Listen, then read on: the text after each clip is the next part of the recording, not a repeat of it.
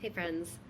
So, as some of you know, my dad recently passed away, and in remembering him, I've been thinking a lot about the things that he loves nature, football, especially pickleball. But another thing he loved was making lists. He, for as long as I can remember, ever since I was a child, had lists on his desk of things to do and things to remember. In fact, it's one of the things that I kept after he passed was some of his most recent lists. It was always white index cards. He also had a yellow notepad. But he is one of the most organized people that I have ever known. So I come by it honestly. But it hit me the other day as I'm, living out of a hotel and our home's getting remediated and having car issues, just lifing as it does sometimes. But I do the exact same thing. I live by lists. So in today's video, I was just going to quickly walk through what that looks like for me in case it's helpful for you. So I keep lists typically in one of two different places. I use my Notes app on my iPhone, and then I use a variety of lists, many lists, in different places in my OneNote platform. And I'm using these lists, with a lot of frequency usually. So my grocery list goes on my OneNote app. Questions for appointments like doctor's appointments or vendors or things like that all go on my Notes app. Little caveat, there's no real rhyme or reason for why I keep certain lists on my Notes app versus my OneNote, but typically one-off lists that are easy to kind of, just like a grocery list, just check off is going to go on my Notes app, where more project or multitask oriented items are going to go on my OneNote. All of my business stuff, of course, which I'll do a whole other video about that. But like running lists for books I'm reading, movies I want to watch, packing lists, that kind of thing will all go on my OneNote platform. But just real quick, like a real life example for the list that I'm doing in this season. Sorry, I'm got my computer going all crazy here. We have a mold remediation going on at our home, top to bottom. So various teams and different points of contact. So I have a variety of questions for the remediation team, the builder, pest control, because of course some random insect has shown up.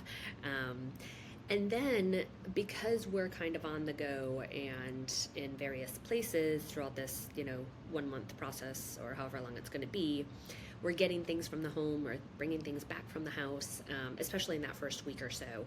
And I had a lot of lists about, what had to be picked up from the home or whatever, things that had to be done at home.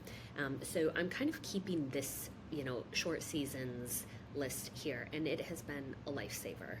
Because when I get a phone call from someone really quick and I'm like, oh, I know I have a couple questions to ask them, I can go right to my Notes app and everything's right there.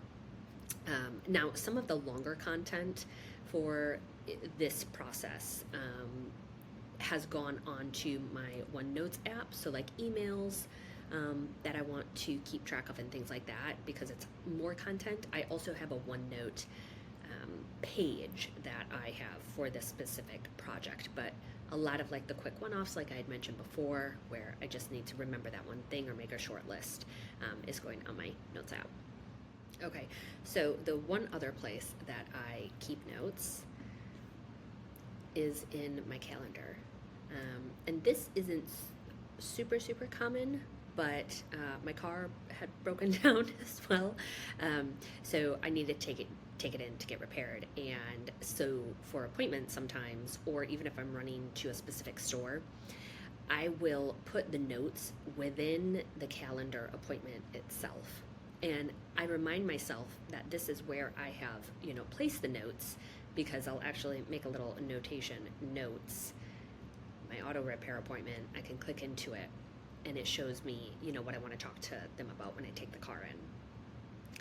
Again, not necessarily a rhyme or reason for why I've, cultivated or developed the habit around how I keep my lists.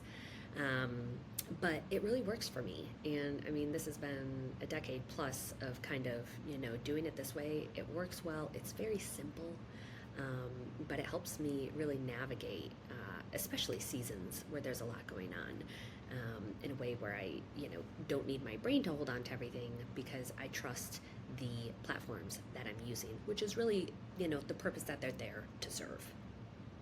So, like I mentioned, reflecting on my dad and, his role in my life. And I was just chuckling because I was like, wow, this is certainly, a habit, maybe subconsciously, that I picked up on throughout my years at home and after. And it has served me very well. So, again, I come by my organizing quite honestly. And I hope that you found this helpful, and let me know in the comments below if you use lists, to help track things in your life and what that looks like for you. I'd, be really curious to hear.